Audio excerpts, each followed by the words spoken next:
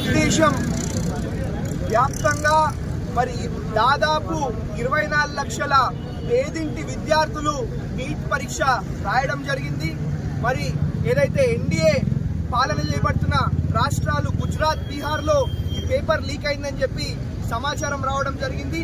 తక్షణమే sitting judge తో మరి ఇన్వెస్టిగేషన్ చేసి నీట్ ఎగ్జామ్ ని రద్దు చేసి మరి మా పేదింటి విద్యార్థులకు న్యాయం చేయాలని చెప్పి మరి కోరుతా ఉన్నాం.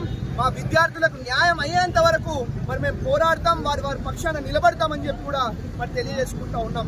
మరి నేను కూడా ఒక వైద్యుడిని అయినప్పటికీ ఒక వైద్య విద్య చదివినప్పటికీ కాబట్టి నాకు వాళ్ళ బాధ తెలుసు, మా పేదింటి విద్యార్థుల బాధ తెలుసు. కాబట్టి మా పేదింటి విద్యార్థులకు న్యాయం జరిగే వరకు మా కాంగ్రెస్ పార్టీ పోరాడుతుంది. కాంగ్రెస్ పార్టీ పక్షాన మేము కూడా పోరాడతామని చెప్పి తెలియజేసుకుంటూ థ్యాంక్ యూ. జై కాంగ్రెస్.